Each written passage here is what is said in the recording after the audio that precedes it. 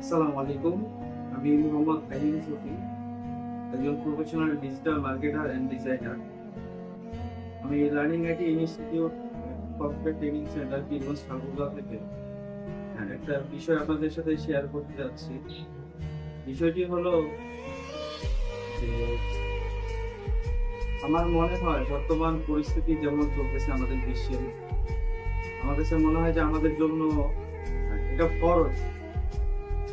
বলার কারণটা এটাই যে আমাদের ফিলিস্তিনি ভাইদের উপরে যে পরিমাণ অত্যাচার হচ্ছে, আসলে আমাদের উপরে যুদ্ধ করা আমি মনে করি ফরজ হয়ে গেছে।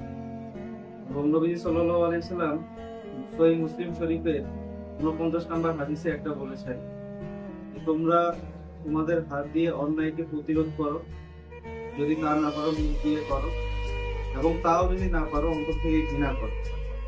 তো তুমি যেহেতু অনলাইন সেক্টরে অনেকদিন থেকে রয়েছি আলহামদুলিল্লাহ, এবং আমরা যেহেতু এখন যুদ্ধে যেতে পারতেছি না বাংলাদেশি হয়ে, তো আমরা চাইলে তাদেরকে হয়তো অন্য কোনো ভাবে আমাদের ফিলিস্তিনি ভাইদেরকে সাহায্য করতে পারি, হয়তো কোনো ডোনেশন দিয়ে। আর আরেকটা সব থেকে বড় মাধ্যম হলো আমরা যে ইসরায়েলের যে পণ্যগুলো আছে সেই পণ্যগুলোকে আমরা চাইলে বয়কট করতে পারি, এবং এটা মনে করি আমাদের বয়কট করা দরকার এবং ফরজ। যেহেতু আমরা যুদ্ধে যেতে পারতেছি না, তো আমার ফ্রিল্যান্সার ভাইদের প্রতি একটা আহ্বান থাকবে।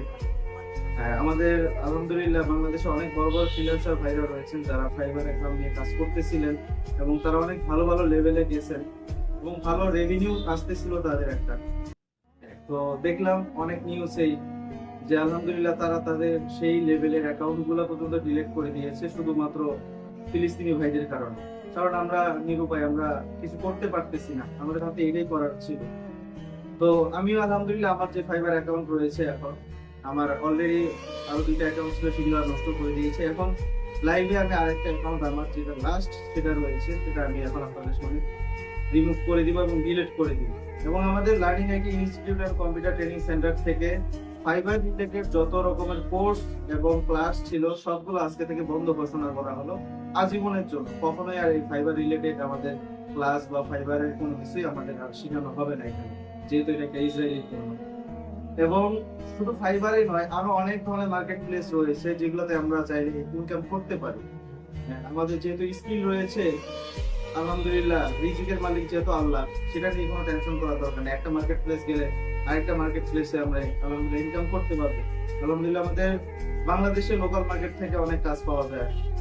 তো শুধু যে ফাইবারের উপরে ডিপেন্ড করে থাকতে হবে আমাদেরকে, বিষয়টা এমন না।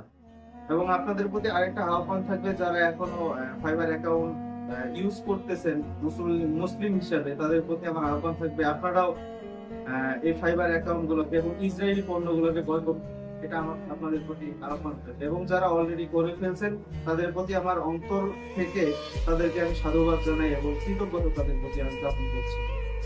এবং আলহামদুলিল্লাহ আমাদের বাংলাদেশ এখন বর্তমানে স্বয়ং সম্পূর্ণ একটি দেশ। বাংলাদেশে সবকিছু আমদানি এবং রপ্তানি হচ্ছে। পাশাপাশি আমরা যদি কোনো দেশের বিশেষ করে ইসরায়েলি পণ্যগুলো যদি বয়কট করি, আমাদের তেমন কোনো সমস্যা হবে না, আমাদের বাংলাদেশে সবকিছু পাওয়া যায়। তো সেই ক্ষেত্রে আপনাদের প্রতি এটাও আহ্বান থাকবে যে আমাদের দেশীয় পণ্য কিনে আমাদের দেশকে আর্থিকভাবে সমৃদ্ধি করুন। সকলে ভালো থাকবেন। আসসালামু আলাইকুম।